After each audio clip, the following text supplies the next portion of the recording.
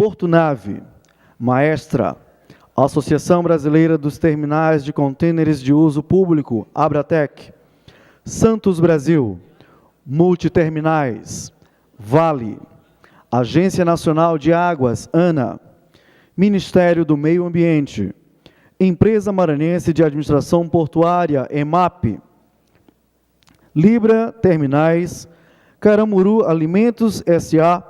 e o Grupo Rodrimar, que contribuíram para a realização deste seminário internacional.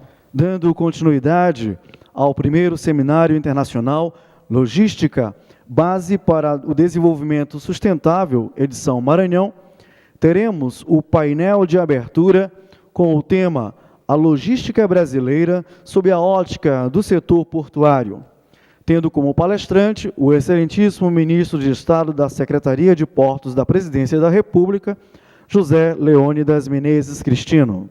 Uma alegria sempre renovada poder voltar ao meu querido Maranhão, a minha querida cidade de São Luís. Antes da minha fala, queria saudar o vice-governador do estado do Maranhão, Washington Luiz de Oliveira, saudar meu amigo ministro dos Transportes, Paulo Sérgio Passos, que está fazendo um trabalho brilhante nessa área tão importante da infraestrutura de transportes do Brasil, saudar o meu amigo Fernando Fialho, diretor-geral da ANTAC, que, como disse o nosso ministro, o Fernando vem fazendo um trabalho extraordinário, um trabalho reconhecido como membro da ANTAC e como presidente da ANTAC. Isso só é possível por conta do seu espírito público.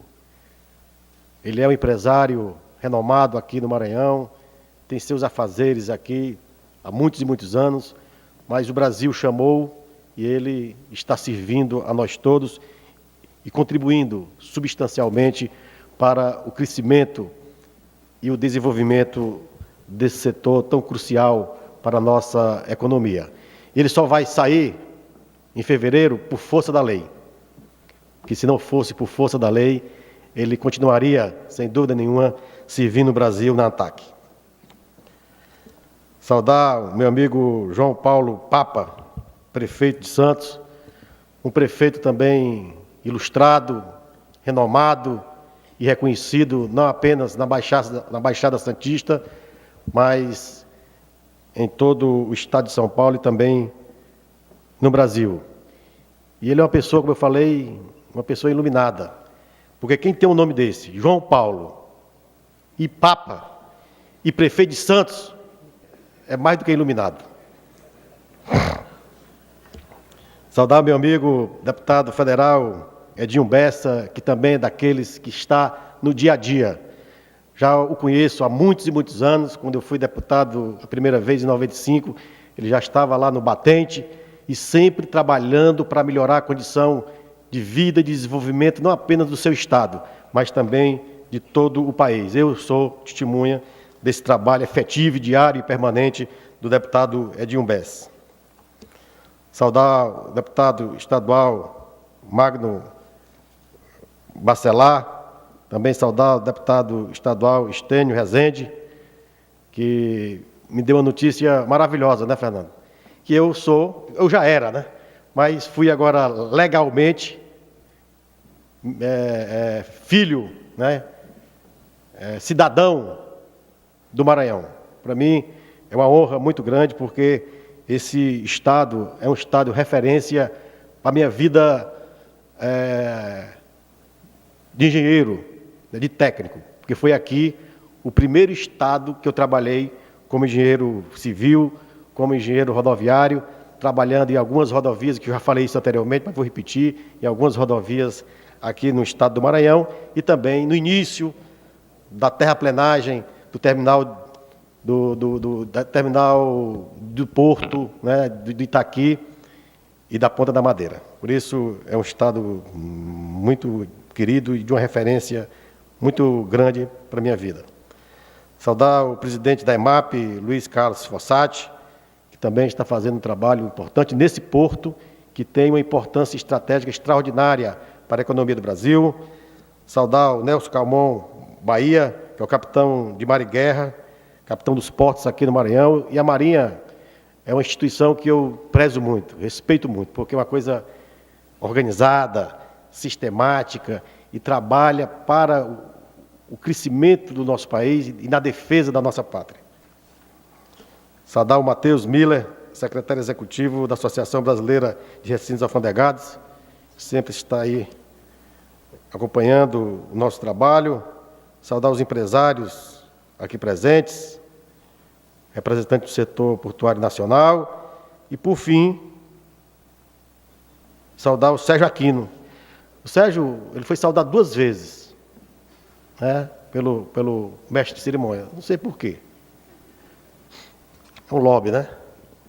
Mas eu vou saudar aqui, de novo, o meu amigo Sérgio Aquino, que é secretário da área portuária da cidade de Santos e é também o presidente do CAP, né, do Porto de Santos, que é o maior porto da América Latina e, evidentemente, o maior porto do nosso país.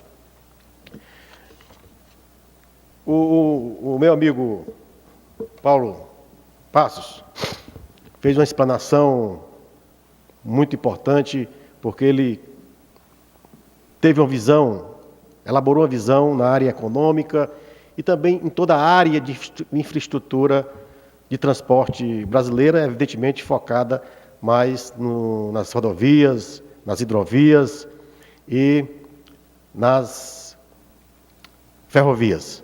De maneira que nós vamos tentar fazer uma exposição demonstrando a importância que tem o setor portuário na economia, no comércio exterior do nosso país. Nenhum país vai crescer economicamente, se desenvolver economicamente, sem ter uma estrutura portuária moderna, sem ter uma estrutura portuária que se aproxime das grandes estruturas internacionais. E o Brasil vem trabalhando nesse sentido, desde o governo Lula até agora da nossa presidenta Dilma. O governo vem lutando para que a gente possa cada vez mais ultrapassar esses problemas, essas dificuldades, para que o Brasil continue a crescer e vai continuar a crescer, e para que isso aconteça nós precisamos realmente dessa infraestrutura, né, de transporte, mais notadamente da área portuária. Aí nós dividimos a nossa explanação em 3 partes. O Brasil no cenário mundial, indicadores econômicos, a Secretaria de Portos, da Presidência da República, o que ela significa nesse segmento, e as ações da Secretaria na condição de ampliação da sua infraestrutura.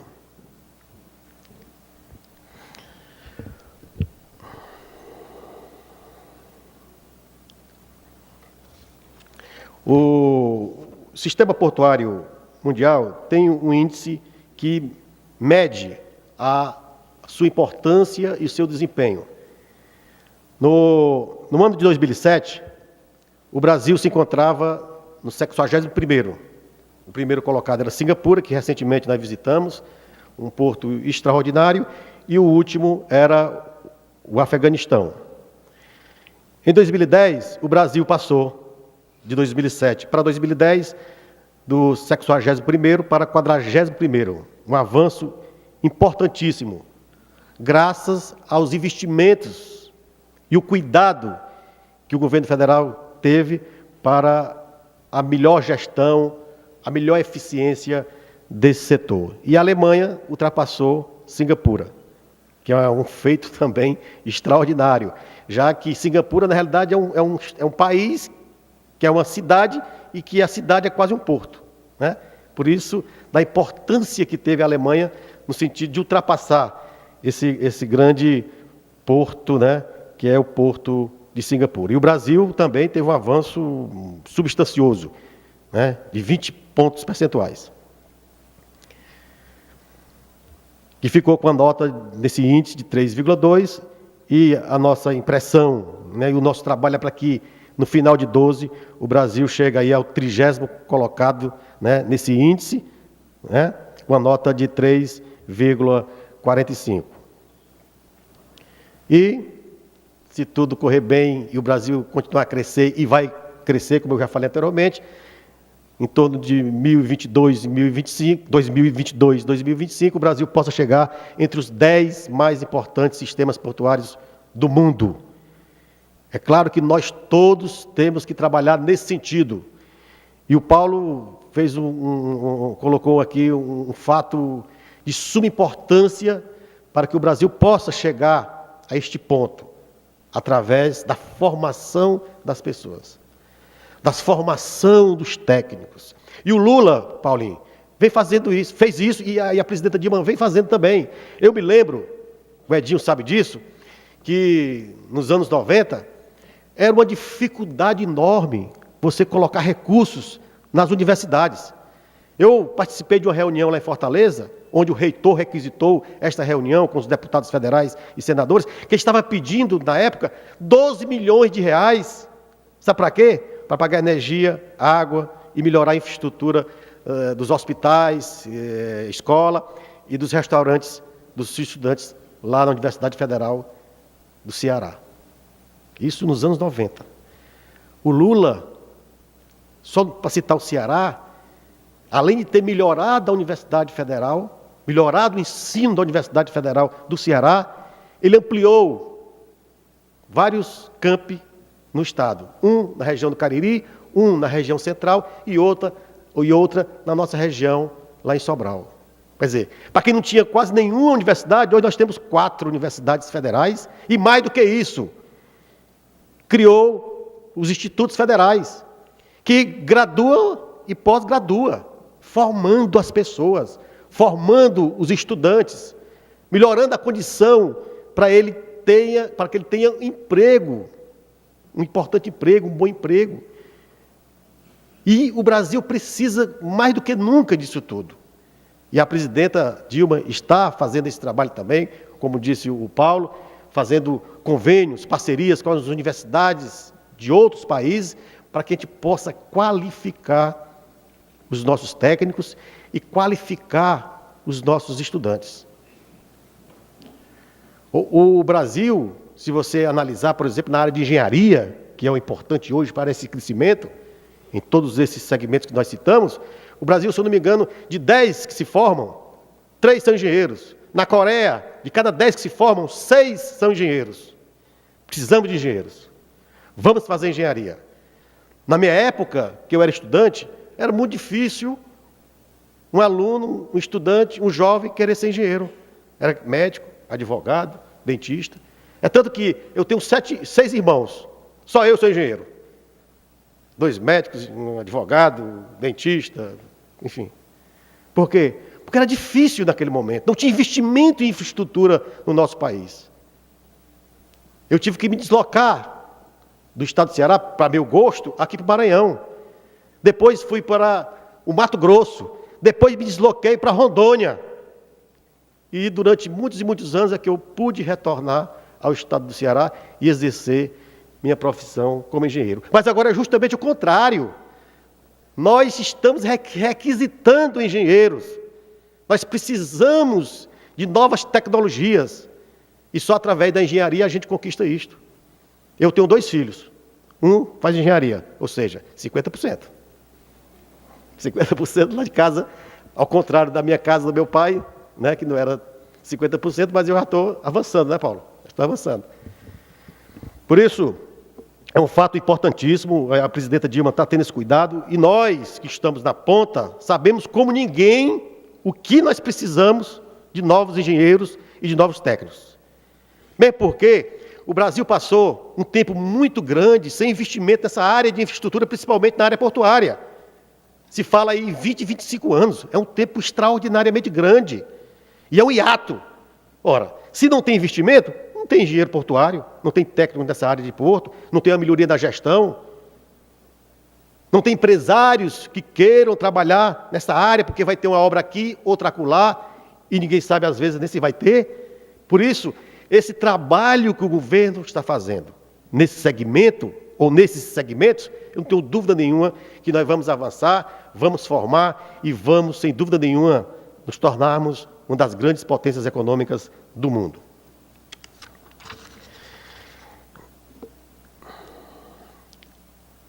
Aí tem um ponto que é mais ou menos aquilo que eu falei. Se você for escolher, Paulo, países com a área superior a 4 milhões de quilômetros quadrados, né? Se você for escolher, o Brasil está inserido, juntamente com Canadá, Austrália, China, Estados Unidos e Rússia, acima de 4 milhões de quilômetros quadrados. Se você escolher os países com população acima de 100 milhões de habitantes, além do Brasil, nós temos de novo Rússia, Estados Unidos, China, Bangladesh, Indonésia, Paquistão, Nigéria, Índia, México e Japão. E se você escolher países com PIB acima de 400 bilhões de dólares, de novo está o Brasil. E essa interseção dessas condições importantes para a economia, o Brasil está também inserido, juntamente com Estados Unidos, Rússia e China. Isso tudo eu quis dizer, o que o Paulinho explicou muito bem. O Brasil é o país importante na área econômica. O Brasil é a bola da vez. Quando a gente visita o exterior, ou recebe visita de membros da área econômica, ou da área de governo de outros países, eles dizem com muita clareza: nós queremos investir no Brasil. O Brasil é importantíssimo nesse contexto da economia mundial. Vamos trabalhar juntos. Vamos trazer novas tecnologias para o país. Vamos compartilhar tudo isso que está acontecendo aqui no nosso Brasil. Mesmo porque os Estados Unidos estão passando por dificuldades, a Europa está passando por dificuldades. E eles precisam do Brasil, em todos os segmentos que você escolher. A produção de alimentos. Qual é o país do mundo, como disse aí o Paulo, citando vários pontos importantes, que tem essa condição nossa? Poucos. Né? Os emergentes, todos estamos à frente. Rússia, China e a Índia.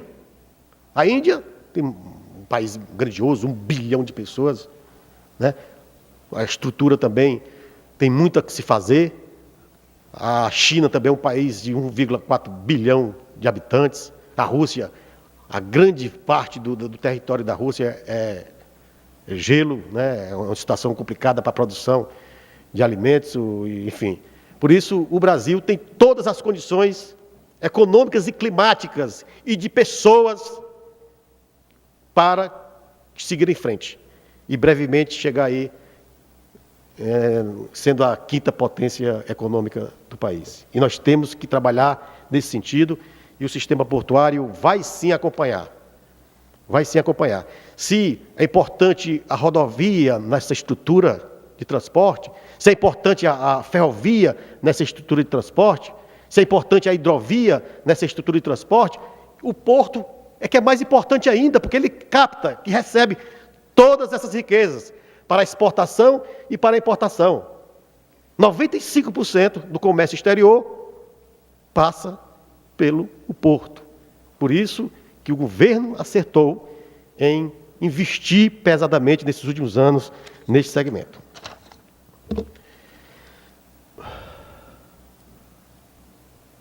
Aqui o coisa que não está acompanhando o nosso...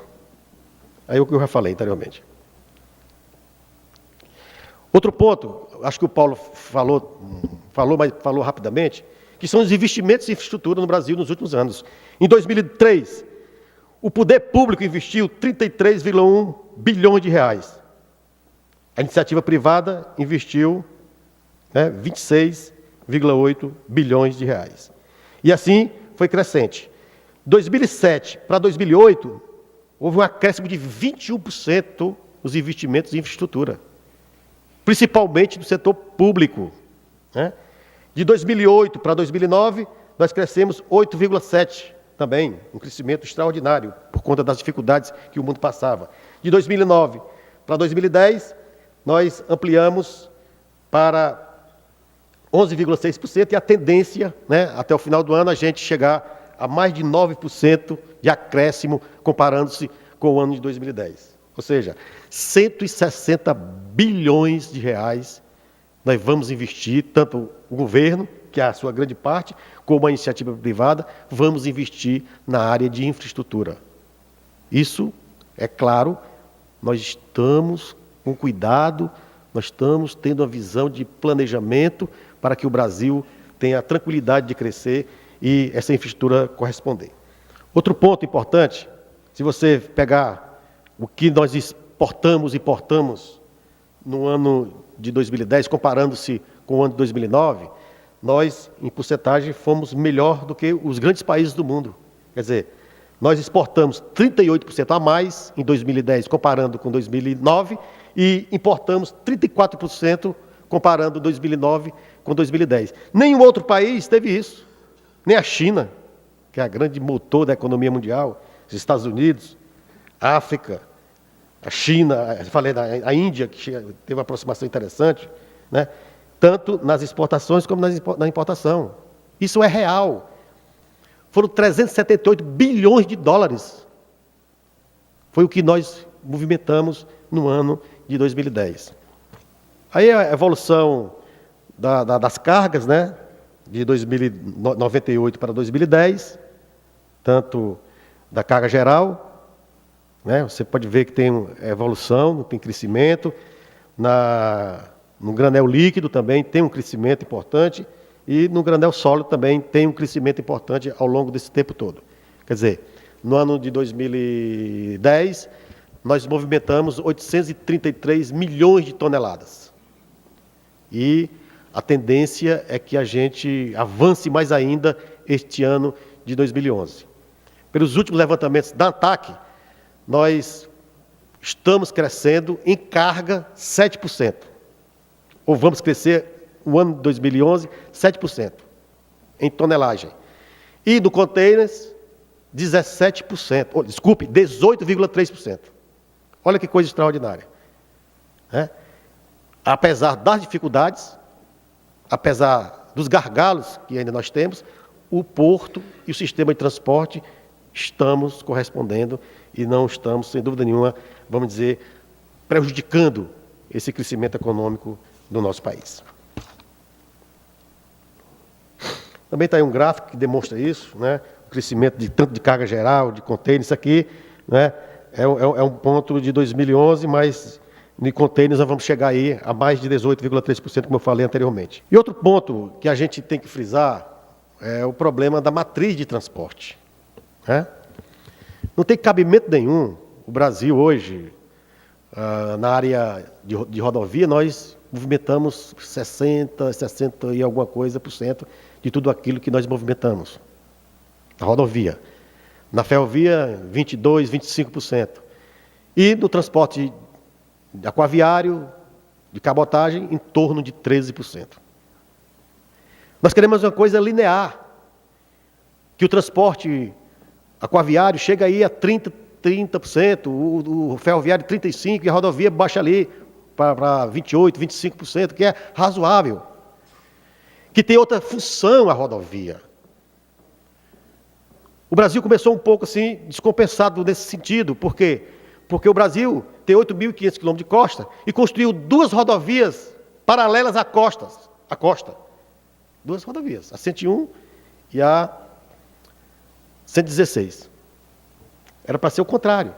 Mas, enfim, nós precisamos recompor as rodovias, estamos fazendo isso com uma velocidade importante e necessária, bem porque, por conta dessa infraestrutura descompensada, né, dessa matriz descompensada, todas as cargas foram para rodovias.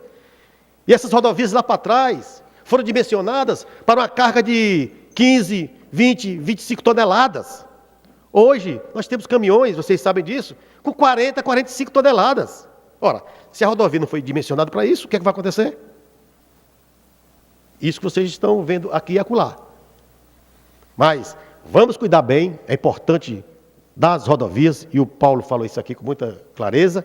Vamos ampliar a oferta de ferrovias, o Paulo falou isso aqui, a Norte-Sul, a Oeste-Leste, a Transnordestina. Esses trechos vão transformar definitivamente a economia do país.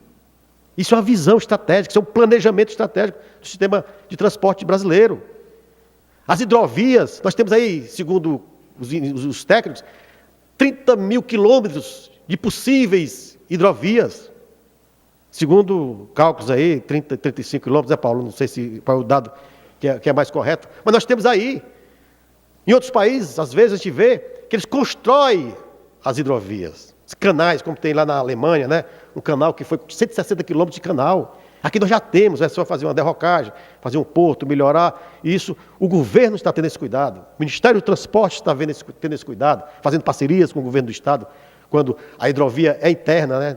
Dentro de um Estado só. Quando é de um Estado para outro, aí entra o Departamento de Hidrovias do Ministério do Transportes, e assim sucessivamente. Por isso, é de suma importância a gente deixar linear a matriz de transportes, e o governo está vendo isso, e o governo está trabalhando nesse sentido, para que em 2025, 2030, a gente possa ter algo linear, para que a gente possa ter competitividade mais ainda dos nossos produtos. Foi isso que o Paulinho falou tão bem aqui anteriormente. A nossa secretaria é responsável por 34 portos públicos, né, e também acompanha os 129 terminais de uso privativos. E, por conta dessa nossa responsabilidade, o governo vem investindo muito dinheiro, né, recursos importantes nesses últimos anos. Está aí o gráfico que vocês podem analisar, o quanto nós ampliamos, né, por conta desse atraso que o Brasil teve de investimento no passado, antes do Lula, e agora nós, por conta desse represamento, o governo federal ampliou os investimentos, e aí a gente tenta mostrar nesse gráfico. A gente separou em 3 pontos importantes, que todos falam, né? O gargalo, os gargalos do sistema de transporte, os gargalos do sistema portuário, e a gente tentou aí separar esses gargalos e também as soluções desses gargalos. O primeiro gargalo, que nós todos acompanhamos, é os acessos marítimos, os acessos aos portos. E o que foi que o governo federal fez para diminuir esses problemas? Primeiro, as dragagens de aprofundamento e de alargamento desses acessos.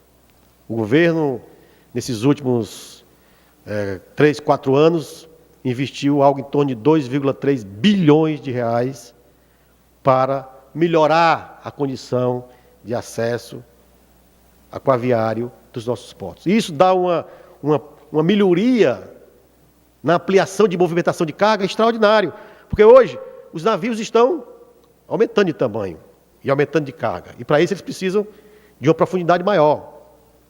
E o governo viu isso, fez um plano nesse setor, e a gente vem trabalhando para que os portos tenham essa condição dos seus canais de acesso, das bacias de evolução e também dos berços de atracação. Outro ponto que o governo já está encaminhando, e o projeto já existe, e vamos iniciar por Santos, que é o Sistema de Gerenciamento do Tráfego de Embarcações, de VTMS. Que é um equipamento que vai dar a tranquilidade e a segurança dos navios entrarem dentro do porto. Só para citar Santos, por exemplo, hoje o Santos, um navio para entrar, ele tem que entrar e o outro sair. Com esse equipamento e com essas obras de alargamento, de aprofundamento que nós estamos fazendo, e também de derrocagem, e de tirar o navio está debaixo do canal há 37 anos em Santos. Por conta disso, restringe a área, né, a largura do canal. E até março, viu, Paulinho, nós vamos tirar esse navio. Qual é o nome do navio? O navio que está encalhado lá debaixo do chão? Sérgio. Ai, Jorge. Está lá há 37 anos. E estamos fazendo também uma derrocagem, que é tirar uma pedra, que até nome já tem, as pedras. É tanto tempo que esses pedras estão lá atrapalhando a movimentação de navio em Santos, que até nome tem. É a Tefé e a Itapema. Nome. Está conhecida a pedra lá. Você conhece a pedra Tefé? Conheço, está lá no berço fulano de tal de Santos. Você conhece a pedra Itapema? Conheço. É muito antiga essa pedra. Ela não vai existir mais proximamente. Já fizemos a detonação dessas duas pedras e vamos tirar o material agora em janeiro, fevereiro. E a partir de março, abril, nós vamos ter uma largura nesse porto, né, importante, como eu falei, de 220 metros, com a profundidade de 15 metros, sem nenhuma interferência de navio nem de pedra, e no próximo ano, se Deus quiser, com o VTMS. Quer dizer, o navio pode entrar por instrumento, pode chover, pode fazer o que acontecer. O prático pode colocar o navio no seu berço pelo instrumento. O avião não desce pelo instrumento? É a mesma coisa. O navio vai poder entrar dentro do porto, né, por instrumento. E o outro ponto importante é a descompressão fiscal, né? Quem trabalha em porto, o empresário que trabalha em porto, no arrendamento do porto, na operação de porto, pode comprar equipamento, né, com a descompressão fiscal, que isso facilita muito, né, os investimentos e melhora o desempenho do porto por conta disso. Outro ponto importante, né, que é um gargalo, que são os acessos terrestres. O Paulinho já falou com relação às rodovias, às ferrovias e às hidrovias, que o governo federal está fazendo um trabalho extraordinário nesse sentido, mas nós também começamos a fazer outro programa que vai melhorar, sem dúvida nenhuma, o desempenho da entrada correta desses produtos, né? Cadeia logística de inteligente, né? Que é um plano de vários pontos que o governo, que eu vou citar lá na frente, está realizando. Outro ponto importante são as instalações portuárias, né? Onde o governo está investindo para melhorar, né, os berços, os cais, os terminais especializados e retroáreas. São recursos do PAC, que ultrapassaram mais de 2,5 bilhões de reais. Aqui no Maranhão, nós temos aí uma obra que está com 75% já, né, que é a construção do berço 100 e a melhoria e ampliação do Cais Sul. Essa obra está já encaminhada e brevemente o governo vai investir algo em torno de 80 milhões para construir mais um berço, que é o famoso berço 108, que vai servir para a movimentação de granéis líquidos. Outro ponto interessante é a coisa da burocracia. Se você diminui a burocracia, diminui o tempo de espera do navio. E quanto menos tempo esperar o navio, no berço, no porto, mais competitivo é o produto nacional. E o governo está vendo isso, né, através do Porto Sem Papel, que já iniciamos essa desburocratização no Porto de Santos, Rio de Janeiro e Vitória. E vamos disponibilizar para todos os 34 portos. Brevemente, esse programa Porto Sem Papel chegará ao Porto de Itaqui. E outro também, os aparelhamentos, equipamentos dos portos, que, através do reporto, a gente está dando essa condição de investimento do setor portuário. Os objetivos: redução, né, como eu já falei, da estadia de navios, aumento da competitividade e, consequente, redução do custo do Brasil. Se diminui o custo do Brasil, os nossos produtos serão competitivos internacionalmente. Quais são os benefícios que isso acarreta para o porto? O controle de movimentação das embarcações nas áreas de atuação do porto, área de fundeio, canal de acesso, que eu já falei, e na bacia de evolução. Segurança da navegação. É uma coisa que não tem perigo do cara jogar o navio em cima de outro, ou jogar o navio num berço ou em outra estrutura que possa existir ao longo do canal. Por quê? Porque esse equipamento direciona perfeitamente onde o navio deve seguir. Otimização da operação portuária, melhor gerenciamento das prioridades de atracação, porque aquela fila de quem vai entrar, de quem vai sair, é uma coisa meio obsoleta. Com isso, não, nós vamos ter certo o horário e o berço que aquele navio vai atracar sem problema nenhum. Informações precisas de marés, que isso, quem é portuário sabe disso, é o máximo, a hora que a maré está, através desse sistema, né, de boias inteligentes. Vai ter ao longo desses canais, essas boias inteligentes, que vão dar para o prático, dar para o comandante, todas essas características. O comandante de Mar e Guerra sabe muito mais do que eu, né, como isso é importante para a segurança da navegação. E o monitoramento das embarcações, permitindo à Polícia Marítima melhor vigilância. E outros 2 pontos importantes, para finalizar essa parte.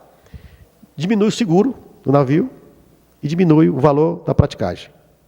Tem algum prático aqui não, né?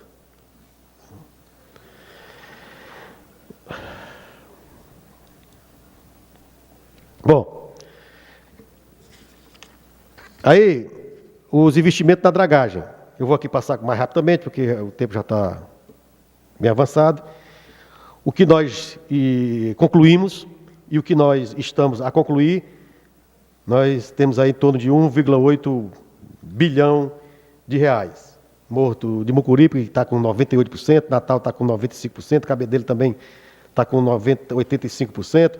Santos, nós já fizemos 4 etapas. Já fizemos 3 etapas com menos 15, estamos concluindo a última, só não concluímos porque teve um problema lá com o IBAMA. Já iniciamos a manutenção, né, a dragagem de manutenção, e outro projeto chegará, que é para deixar no canal externo com 16, ou seja, vai ficar 16 externo e 15 interno para facilitar justamente, né, a entrada dessas embarcações. São Francisco do Sul, quase 100% concluído.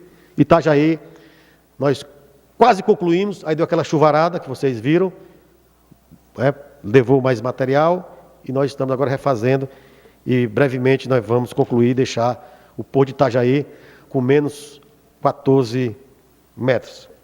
E aí a dragagem que nós vamos iniciar brevemente, Luiz Correia aqui nas proximidades nossas, Areia Branca, Maceió, Vitória, Paranaguá e Imbituba. 500 milhões é o que nós vamos investir brevemente nessa dragagem de aprofundamento e de alargamento desses portos nacionais. E os acessos terrestres, temos aí que eu falei da carga inteligente, que na realidade é a carga, tem o porto sem papel e tem a carga sem papel, né? Aí a origem da carga vai para esse ponto de controle, o ponto de controle aponta aqui para a sala que controla todo o sistema e só vai entrar no porto na hora que esse ponto de controle autorizar. Não tem cabimento nenhum chegar uma quantidade muito grande de carga no porto. Citar Santos, que é o mais fácil. Santos, se o navio nem chegou ainda, o que é que essa carga vai fazer lá? O que é que esse caminhão vai fazer lá no Porto de Santos se o navio não chegou ainda, nem está previsto a atracagem dele? Vai atrapalhar o trânsito do meu amigo Papa. A comunidade da cidade de Santos vai ficar chateada com o porto. E nós não queremos isso. Nós queremos trabalhar em conjunto, em parceria, o porto com a cidade. Porque a cidade é importante para o porto e o porto é importante para a cidade. Se a gente controla a entrada dessa carga, através de chip, através do número, já desce lá de São Paulo, desembaraçada essa carga, chega no ponto, desça, chega lá em Santos, 3 horas e 40 minutos, e vai direto para o terminal fulano de tal, que o navio está esperando. É isso mais ou menos, para ser mais didático, o que significa, né, esse carga inteligente, carga sem papel, que o governo federal vai aplicar nos portos importantes, né, do nosso país, brevemente, a começar de novo por Santos, Vitória, Rio de Janeiro, Itaguaí e, se eu não me engano, Paranaguá e Aratu. Que benefício traz isso? Aquilo que eu falei, vou tentar ser mais breve. Agilização das operações portuárias, monitoramento e rastreamento das cargas movimentadas, redução das filas de veículos nos portos, isso é importante, e melhoria da relação porto-cidade. Isso é de suma importância para essa boa convivência. Recebimento prévio das informações e melhor gerenciamento de risco. O cara chega lá, não está desembaraçado, demora 2, 3 dias. Isso não pode existir mais. Isso é custo. É a demora do navio no porto. E quanto mais ele demorar no porto, mais caro fica o nosso produto. Geração de informações importantes e a redução do custo em razão da diminuição da estadia do navio, que é o ponto que a gente queria ressaltar.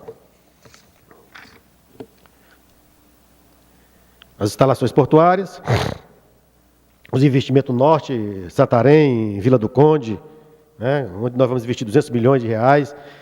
Nós temos aí um projeto para construir um porto concedido em Manaus, está bem adiantado, já está um estudo já na ANTAQ, estamos concluindo aí os últimos preparativos, enfim.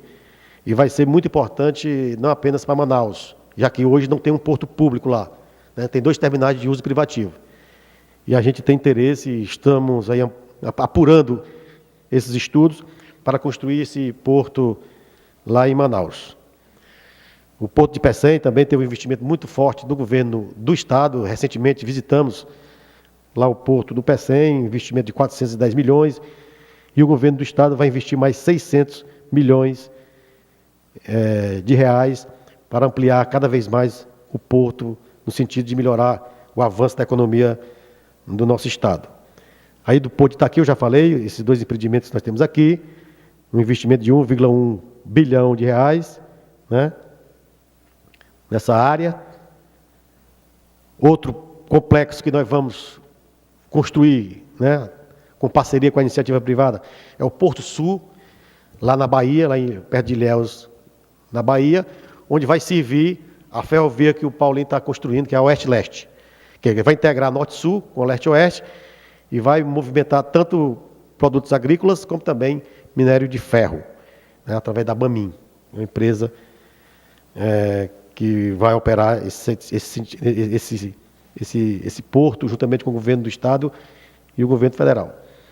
São os investimentos do Sudeste, Santos, né, só em Santos são 817 milhões de reais que nós vamos investir nessas áreas portuárias.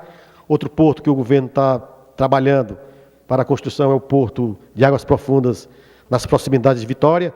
São os 3 pontos que nós estamos estudando e brevemente essa modelagem será concluída e vamos trabalhar no sentido de construir essa infraestrutura lá no estado do Espírito Santo, no Sudeste.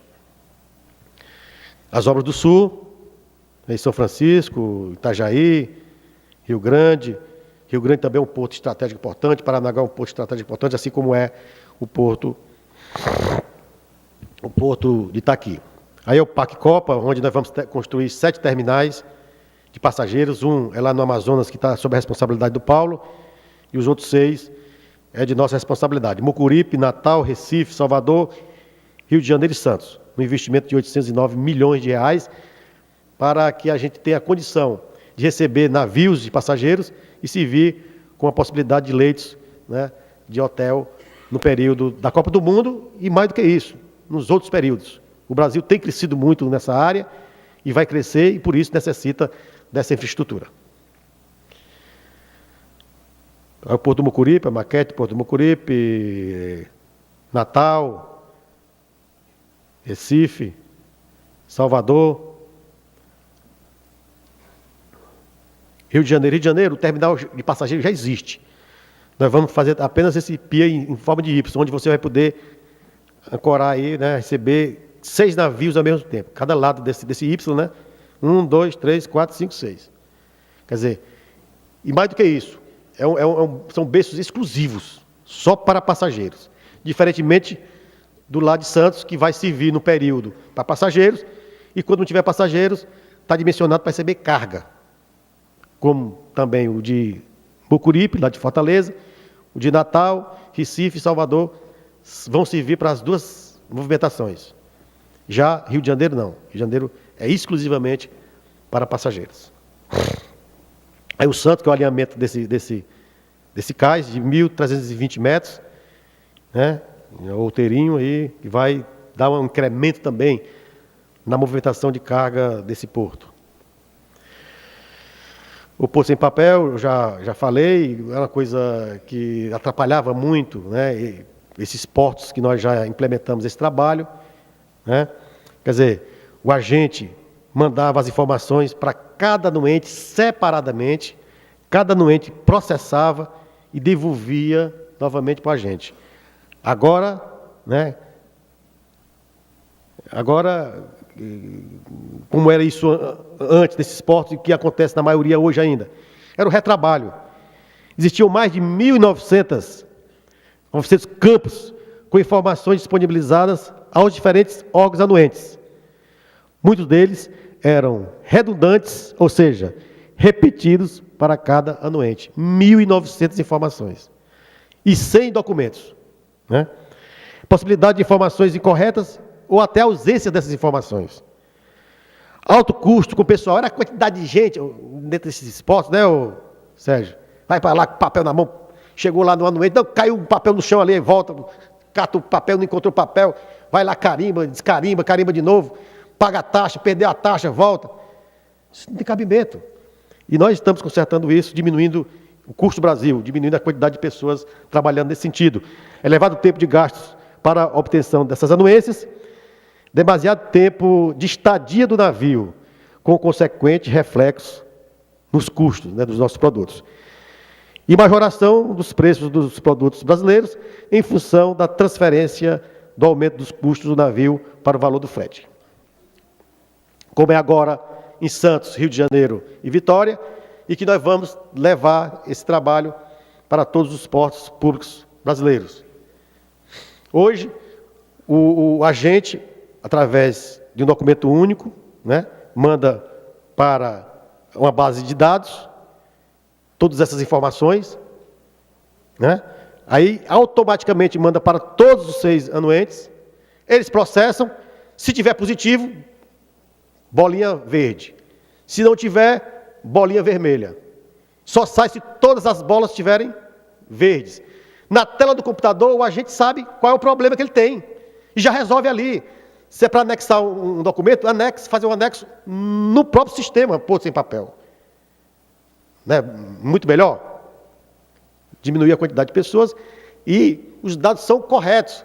Porque aqui e acolá, não estou dizendo que é verdade, mas aqui e acolá, o cara podia dar 2 informações. Uma para a autoridade portuária, principalmente na quantidade de carga, e outra para a Receita Federal. Podia, não podia? Podia. Agora não. Esses dados são corretos para todos os anuentes. E só vai para o anuente aqueles dados que interessam ao anuente X. Não vai todas as informações para todos os 6, não. Vai o que realmente necessitar para cada anuente. Isso dá uma facilidade muito grande para o agente, para o armador e também para os anuentes. E demora, né, diminui o tempo de espera desses navios. Está aí, ó, voltando, a bolinha verde, tudo beleza, tal. A autoridade portuária ainda não liberou, depois, se tiver tudo correto, libera. Quer dizer, de 1.900 que eu falei, né, itens de informação, diminuiu para em torno de 900, e 100 tipos de documentos nós transformamos em um documento, o DUV. Não é muito melhor? Muito mais prático? Muito mais rápido? E aí, está aí a situação com o posto em papel. Otimização do fluxo de informações, eliminando o trabalho de redução de aproximadamente 1.000 campos, que não tinha necessidade nenhuma de diminuir 1.000 campos de informação, né? Após a eliminação dessas redundâncias, informações mais precisas e completas, permitindo o melhor planejamento das ações dos anuentes. Diminuição dos custos com o pessoal, redução do tempo gasto para a obtenção das anuências, possibilitando o menor tempo de estadia do navio nos portos, e aumento da competitividade dos nossos produtos e maior transparência, como eu falei anteriormente, dessas informações. Isso é essencial, transparência, todos saberem que aqueles dados são corretos para todos os anuentes. Quer dizer, até dia 21 de novembro, nós fizemos 3.401 atracações, através do posto em papel, ou seja, todas as atracações, no Santos, 1.709, no Rio, 1.403, e em Vitória, 289. Está aí, ó, quantidade de papel para exigida para uma estadia de navio. Olha a quantidade. A gente mede por metro cúbico, né? Tem aí horizontal e vertical. Escolha aí qual é o melhor que vocês queiram, né? Aí é o portal de informações portuárias, onde está ali o Porto Sem Papel, a setinha ali, você clica, se você tiver permissão, evidentemente. Aí está aí os portos que eu falei, onde nós já implementamos o Porto Sem Papel, o que nós vamos implementar a partir desse final de ano e começo do outro, e o final, onde nós vamos concluir até o final de 13. Todos esses portos terão Porto Sem Papel até o final de 2013. Está aí o cronograma geral, né, um investimento de 114 milhões de reais, um investimento importante, mas sem dúvida nenhuma vai ter um retorno extraordinário para o nosso setor portuário. E aí, essa integração na inteligência logística, né? Não adianta nada você ter um acesso terrestre maravilhoso e não ter o acesso aquaviário maravilhoso. E o porto não ter essa condição de acesso, de aprofundamento, de estrutura, de equipamentos, de gestão. E o governo está aplicando em todas essas áreas, inclusive, principalmente, no meio ambiente. Poucos portos tinham autorização ambiental, licença ambiental para funcionamento. Se não me engano, 4 só no Brasil inteiro. Todos vão ter licença ambiental. Todos vão fazer o manejo correto dos seus dejetos líquidos e sólidos. E vamos ganhar dinheiro, inclusive, com isso. Vamos ganhar dinheiro, inclusive, com isso. O porto vai ganhar dinheiro fazendo esse manejo corretamente, né? Esse trabalho de respeito à natureza. Por isso, essa coisa integrada, essa sincronização, esse fluxo contínuo é que faz com que, quando nós concluirmos todo esse projeto de inteligência logística, o Brasil poderá chegar a um acréscimo de melhoria da sua movimentação de carga de em torno de 25% a 30%.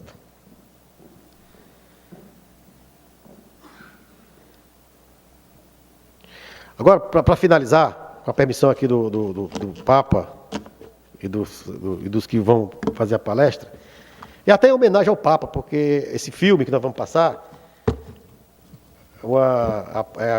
a sua maioria é relativa ao Porto de Santos, onde nós vamos pontuar toda essa parte de inteligência logística. É uma coisa plástica. Se eu não tive condições didáticas de fazer vocês entenderem todo esse planejamento, esse programa que nós estamos executando, tenho certeza que com o filme vocês vão ter essa condição. Um abraço, obrigado. Estou muito feliz de mais uma vez estar aqui no Maranhão.